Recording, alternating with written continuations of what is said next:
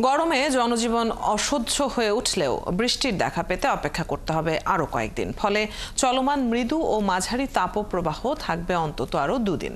27 এপ্রিলের আগে বৃষ্টির সম্ভাবনা নেই বলে জানিয়েছে আবহাওয়া অধিদপ্তর। এদিকে কালবৈশাখীর সময় হলেও আগামী 1 সপ্তাহ দেশে ঝড়ের সম্ভাবনা কম। ফরহাদ ইবনে মালেকের প্রতিবেদন। বৈশাখের আকাশে দেখা নেই মেঘের। মেঘহীন আকাশে চোখ রাঙানি দিচ্ছে সূর্য। এই সুযোগে রাজধানী সহ সারা দেশে বইছে তাপপ্রবাহ। গরম হয়ে উঠছে ভ্যাপসা। অনেক কষ্ট হয়, লাগে পানি অন্তত 10 বার খাওয়া লাগে। আগে বেশি, আগে 1000 1200 1500 কামাই করছি, এখন 800 700 টাকা কামাই করলে রুহু থাকে না। গরমে রেহাই নেই ট্রাফিক পুলিশ, রিক্সা চালক, পথচারীদেরও। কষ্ট তো হয়, এখন কষ্ট হলে কি করার আছে, এখন কর্মক্ষেত্রে এটা মেনে নিতে হবে। গরম তো লাগে, প্রচুর গরম লাগে। গরম ছাড়া তো থাকা যায় না। প্রচুর অবস্থা হয়, ঢাকাতে টিকতে পারতেছি না। তারপরে বাসা বাড়িতে পানি দেওয়া পারি আমরা ঠিক মতো। ডিউটি থেকে গেলে গোসল করতে পারি না, আবার রাত্রিবেলা দরজা খুলে ঘুমাই, এত গরম। ভ্যাপসা এই গরমে কিছুটা হলেও প্রশান্তির আশায় নগরীর লেকগুলোতে ঝাঁপিয়ে পড়ছে কিশোর সহ নানা বয়সের মানুষ। এদিকে আবহাওয়া অফিসের পূর্বাভাস বলছে এই গরম চলবে আরও 2 দিন। 27 এপ্রিলের আগে ছড়বে না বৃষ্টি। রাজশাহী, খুলনা এবং রংপুর বিভাগ এবং তার সঙ্গে সারাউন্ডিং জায়গাগুলোতেও আপনার টেম্পারেচারটা রাইজ করছে এবং এই অবস্থাটা আরও কয়েকদিন অব্যাহত থাকবে। আমরা আশা করতেছি যে 27 বা 28 তারিখের পরবর্তীতে বৃষ্টিপাতের পরিমাণটা হয়তো একটু বৃদ্ধি পাবে, তখন এই অবস্থাটা একটু কেটে যাবে বলে আমরা ধারণা করতেছি। সব মিলিয়ে গরমের প্রভাব থাকলেও গেল বছরের তুলনায় এবার গড় তাপমাত্রা কিছুটা কম থাকবে বলে জানানো হয়েছে আবহাওয়ার পূর্বাভাসে। ফরহাদ ইবনে মালেক, 71, ঢাকা।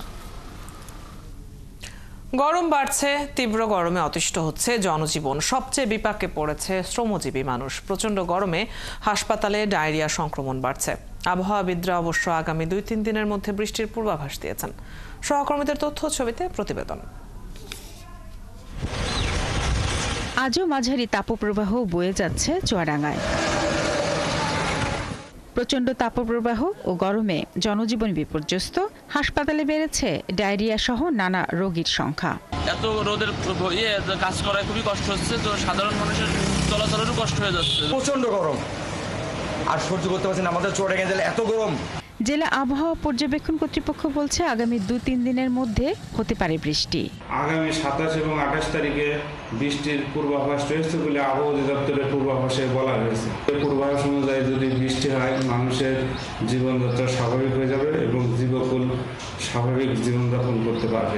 যশোরে গত 4-5 দিন ধরে গরম বাড়ায় ভোগান্তিতে পড়েছে নিম্ন আয়ের খেটে খাওয়া মানুষ। আস্তে আস্তে সকালে আকাশ কিছুটা মেঘলা থাকলেও বেলা বাড়ার সাথে সাথে রোদের তীব্রতা বাড়ে। গাড়ি চালাইয়ে গাড়ি আসছে, পানির পিপাসা লাগতেছে। ঠান্ডা জিনিস না খেলে অস্থিরতা বিরাজ করছে। একটু হাঁটলে চলতে গেলে রিক্সা বিভিন্ন জায়গায় গরমে অস্থিরতা বিরাজ করছে। প্রচণ্ড গরমে রিক্সা চালাইতে খুব সমস্যা হচ্ছে, গরমে গা ঘেমে যাচ্ছে। ঈশ্বরদীতে বৃহস্পতিবার 38.3 ডিগ্রি সেলসিয়াস তাপমাত্রা রেকর্ড করা হলেও শুক্রবার সকাল থেকে আকাশ মেঘলা ছিল। ফলে কিছুটা হলেও স্বস্তি নামে জনজীবনে। যে তাপমাত্রা ছিল এটা অনেক বেশি ছিল, আজকে একটু মেঘলে মেঘলে ভাব, বৃষ্টি হবার সম্ভাবনা আছে। গতকাল যে রোদ ছিল সে তুলনায় আজকে অনেক কম, আকাশে মেঘলা মেঘলা ভাব, বৃষ্টি হওয়ার সম্ভাবনা আছে। রাজশাহী সহ উত্তরাঞ্চলের উপর দিয়ে বইছে মাঝারি তাপপ্রবাহ। বেলা 12টা বাজার আগে তাপমাত্রা ছিল 33 ডিগ্রি সেলসিয়াস। এদিকে চাঁপাইনবাবগঞ্জে তাপপ্রবাহের কারণে রোদের তীব্রতা বাড়ার সাথে সাথে চলাচল কমেছে রাস্তায়। প্রচণ্ড গরমে ঝরে পড়ছে আমের গুটি। শারমিন স্বপ্না, 71।